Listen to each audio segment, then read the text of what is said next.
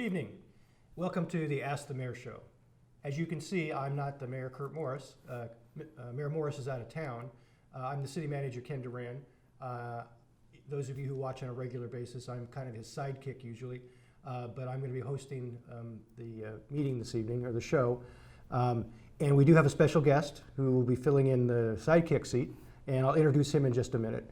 But I also want to let you know that we will be modifying the schedule a little bit tonight. Your host is a little bit under the weather, and I'm not sure if my voice is going to last the entire hour. So we're going to start off this with and it'll be a half-hour show. So just if you are planning on calling in, the show will last a half hour until about 7:30. And as you know, we always start off the program.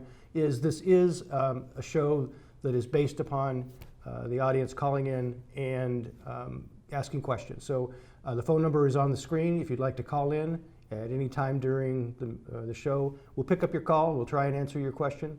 So you know, we would like to be interactive, but we do have some information that we'd like to share with you.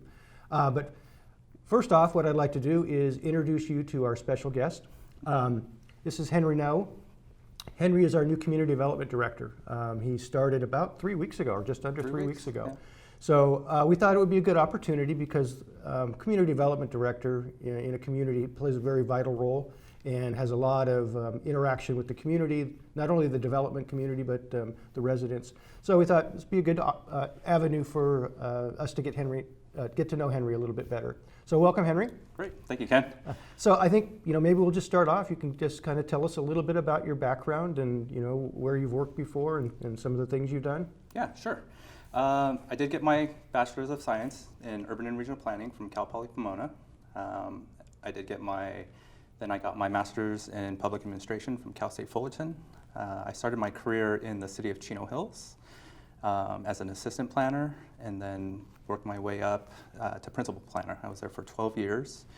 Then I actually had a brief stint in the home development side, and for only 6 months. But that did give me insight on the private development side, to where it further made it very important to me to provide excellent customer service from the public sector side, and to have that public-private partnership. I understood what great customer service was in that short amount of time. Then from there I went to the City of Ontario for the past 5.5 years, predominantly working in land development and working on a lot of development projects in the Ontario Ranch area in the City of Ontario. In the City of Ontario, the Ontario Ranch area is 8,200 acres that the city annexed. Wow. Yeah, and it's almost a city in and of itself. It is. Yeah. It will be doubling the city's population when it builds out in approximately 30 years. In my 5.5 years there, I probably entitled more than 2,000 dwelling units.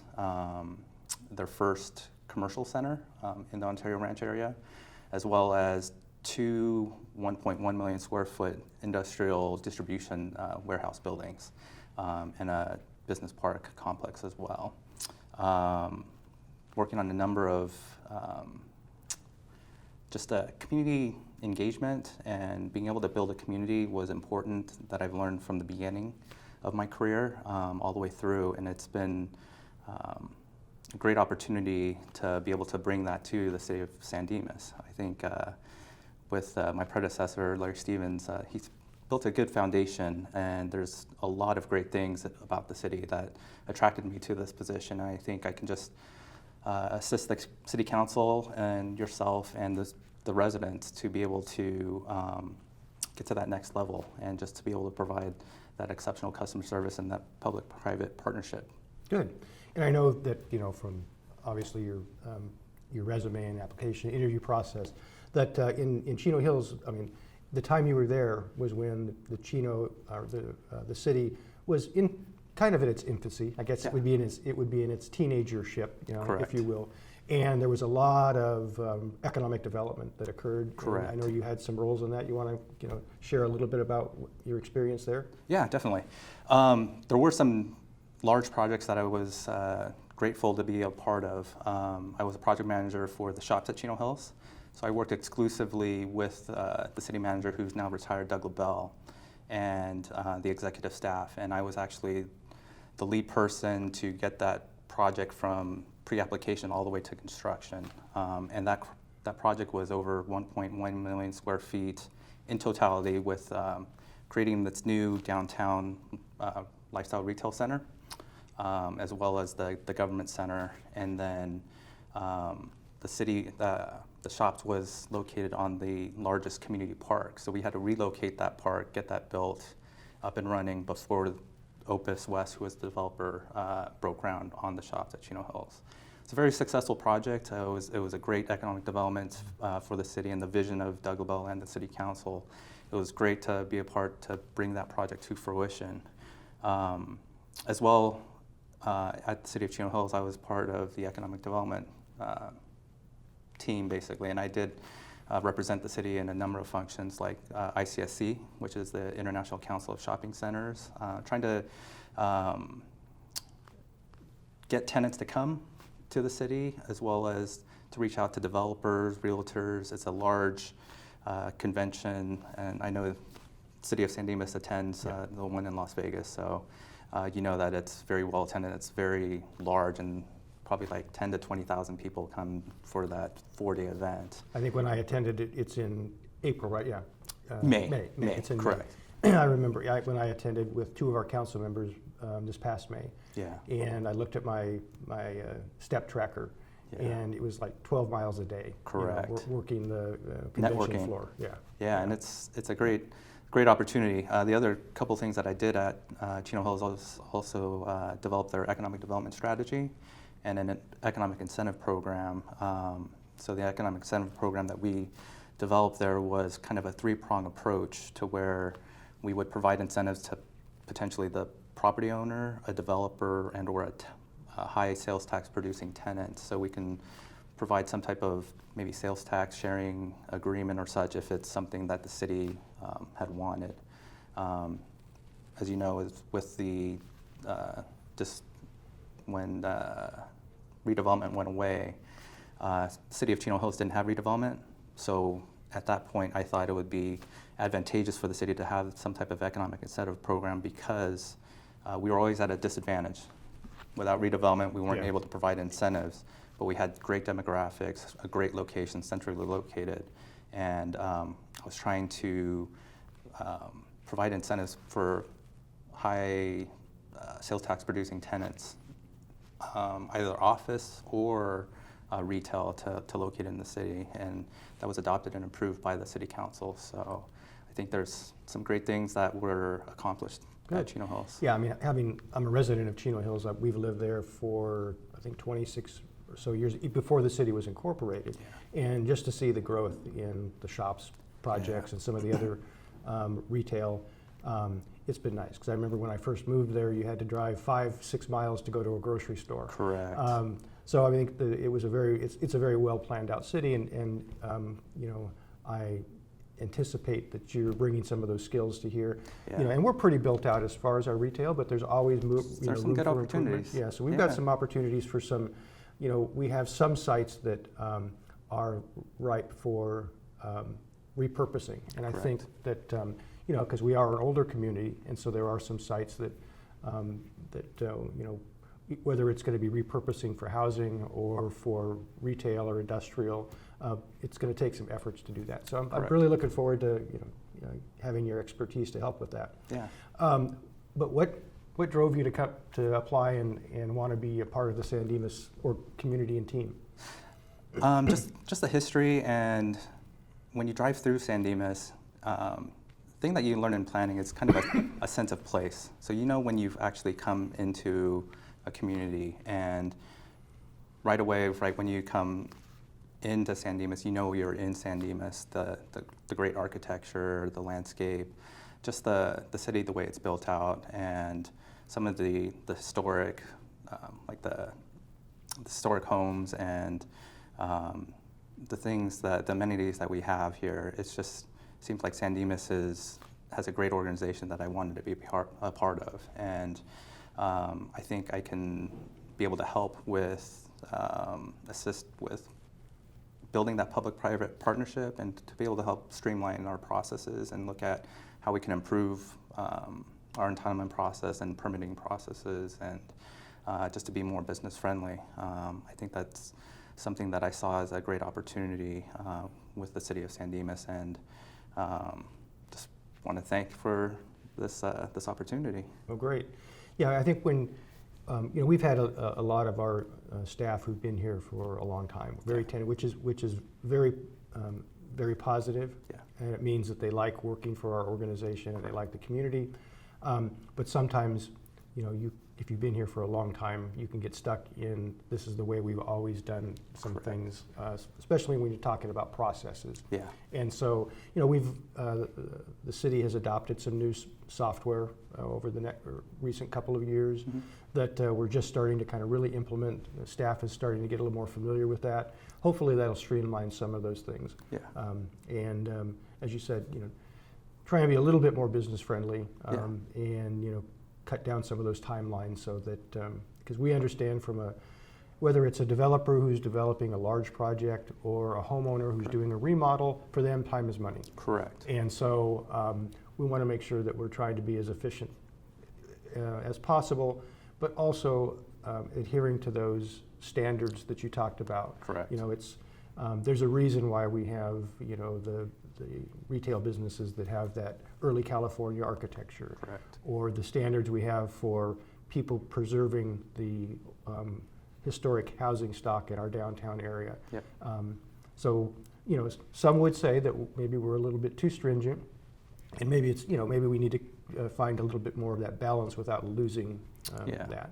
No, and I definitely, it's trying to find that compromise and that making sure it's a win-win for both the resident or the developer and definitely the city. Just making sure that we're spending the money in the right places to make sure that we get the most bang for our buck. And that's something I learned early on in my career. Just like you said, saving time is saving money. And with my experience, I feel like I learned and I built on relationships with not only residents but also the developers, and they appreciated how I was able to be upfront with them, to be able to facilitate them through a difficult entitlement process, Yeah. and to be able to meet their deadlines, and they appreciate that, and they tend to want to work with you and build that partnership. Yeah. And I think that's something that I want to be able to build here, and to be able to build that culture in our organization.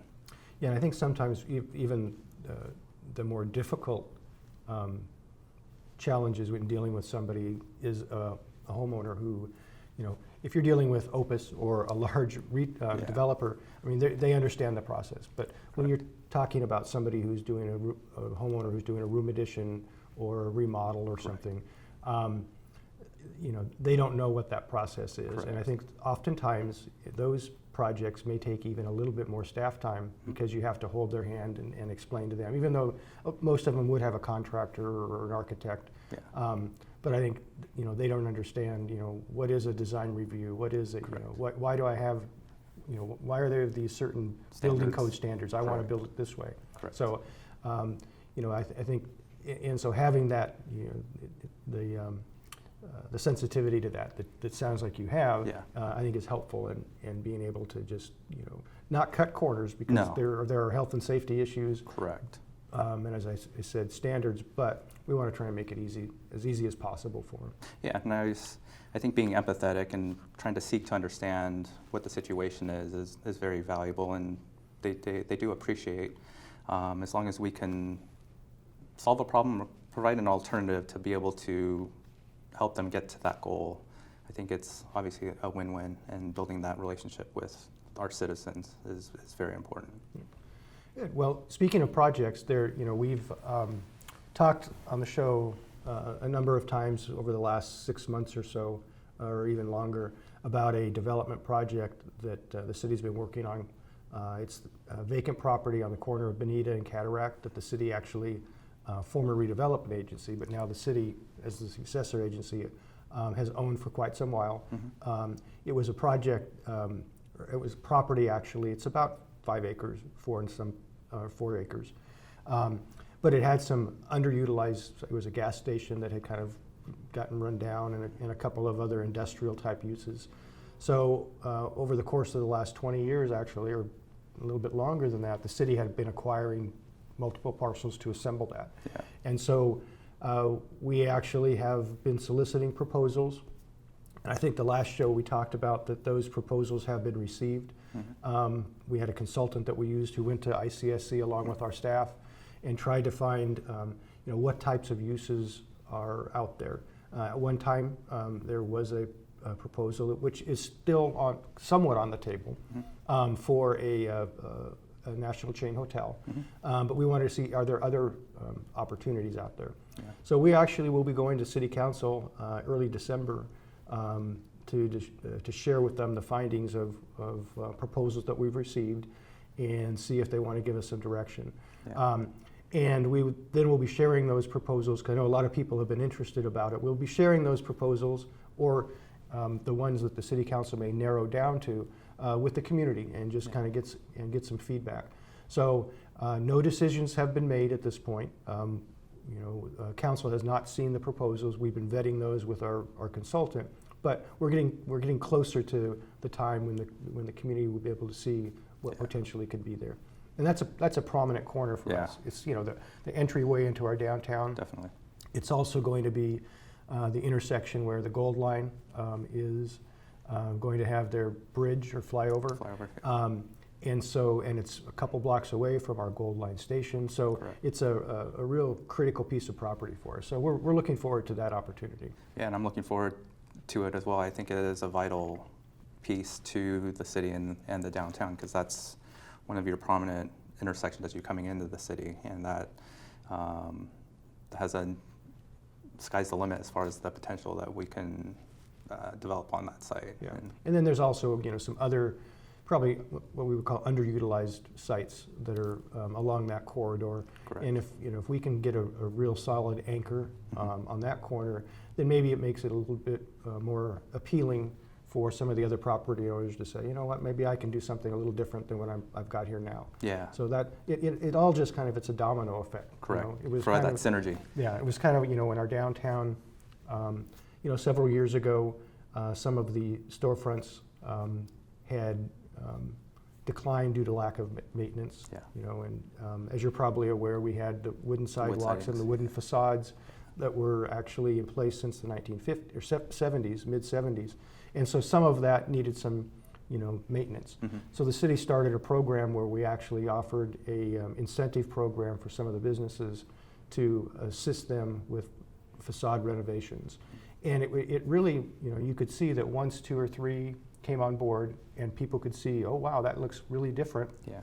And then a few more, and then that's when we, kind of was the impetus for us to say, maybe we need to move away from the Western look and go back to the early California. Because once we started taking off some of those facades, so there's some beautiful buildings underneath there. The brick, and and 1920s buildings, and let's showcase that. Yeah. And so I know that it was controversial. There were a number of people who felt that the Western theme kind of made us stand out from other communities. Yeah. And but I hope that people now can see that with the wider sidewalks, opening it up for more pedestrian uses, outdoor dining, and so hopefully people can appreciate that it was the right move and help to revitalize the downtown. No, I think it's a beautiful job. I remember in my college days coming down to San Dimas and seeing those wooden sidewalks in the buildings, and it did bring character, but what you've done to refurbish and kind of revitalize that downtown, I think it's a beautiful job. Thank you. Yeah. The other thing I wanted to also mention to our audience is that we've also talked over the last several months about the city's consideration of potentially putting on a measure on our March election ballot for a sales tax enhancement. And we've explained that before, but just what that would mean was, right now the sales tax in San Dimas is 9.5 cents. So if you buy anything that's taxable in the city of San Dimas, you pay 9.5 cents. And it does vary from city to city because some cities already have an override on top of that. So the cap, though, in California is there's a state law that says that no city can have more than 10.25% sales tax. So there's about 3/4 cent that we could add on if we wanted to go up to that full amount. And that additional amount would stay directly with San Dimas. Right now on that 9.5 cents, we only receive 1%. Yeah. And the rest of it, the 8.5%, goes to other taxing entities. It goes to the county. It goes to, there's a number of, there was a homeless initiative that the county passed, county voters passed recently. So a portion of that goes to that, to other transportation. But if we had this additional tax that we added on, that 3/4 cent, that stays directly with San Dimas. And in our case, that we estimate that it could generate about $4.7 million. The city council did take a big step this past Tuesday at their city council meeting, is they actually adopted a resolution, and it was a unanimous 5-0 vote to put the measure on the ballot next March. So that measure is going to be before the voters on March, and it does require a majority of the voters in the city to pass that. There are a number of cities that have already, like, as I mentioned, did this. There were actually 7 cities last Tuesday who had local elections. So you will, as the audience, you'll be seeing more educational information from the city to educate you about the details of the measure, potentially how the money could be spent.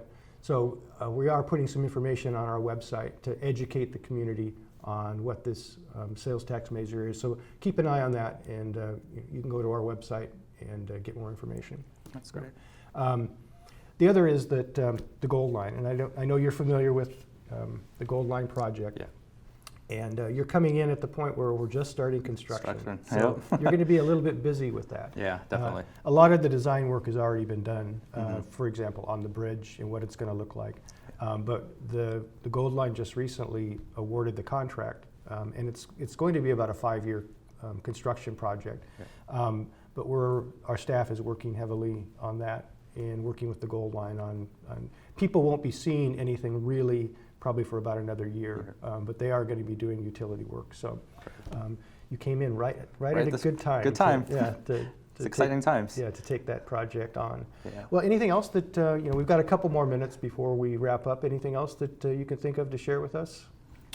No, it's been 3 weeks, but it just seems like still learning every day, and I think we have a great staff and we've got a great organization, and the planning commissioners and city council members that I've met that are just exceptional. So it just shows how great this organization is and how many employees stay for that long, the longevity, just providing that family culture I've already felt in our organization. And it's, I'm very excited to be a part of that and just to build upon that and just to be a part of this great team.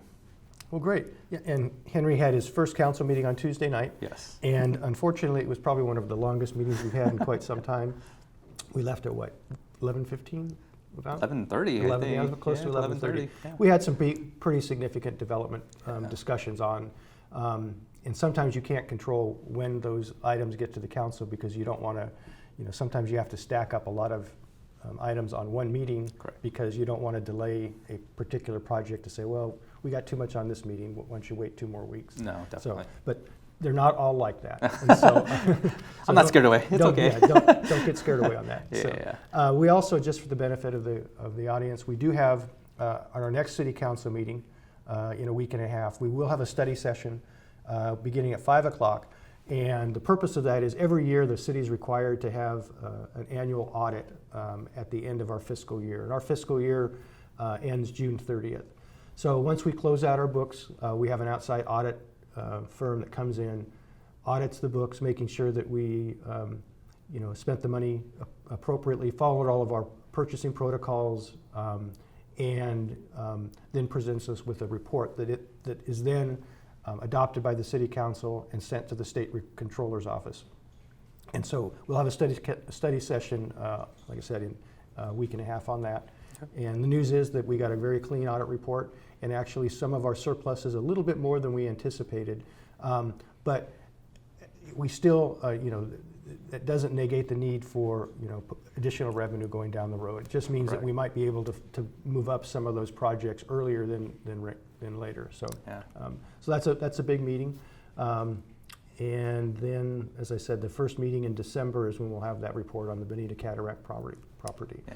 So I would say, what have you learned in 3 weeks? But as you said, you're just starting to figure out where the doors are. Doors and bathroom is important. Yes. No, I think I've already started working on some of our processes, and I think I'm going to try and implement more standardized processes and provide more standardized policies and procedures, how we entitle things and building permit processes. And I think just to be able to standardize those will be able to help streamline the processes. Mm-hmm. So I've already have seen things that a little bit tweak here and there could save some time for residents and for the developers, and just to start building that relationship with the residents and the development community and the business community. Excited to try and make some of those changes for our culture of our organization. Great. Well, again, Henry, I appreciate you taking the time out of your evening away from your family to be here and introduce yourself to the community. It's my pleasure. And for the viewing audience, again, I apologize for cutting the show short. As you can hear, my voice is starting to fade even more. So, but I hope you enjoyed getting this opportunity. And we may have other guests in the future. That we've got some other new employees that we might want to introduce to our audience. So thank you so much for watching, and enjoy the rest of your evening.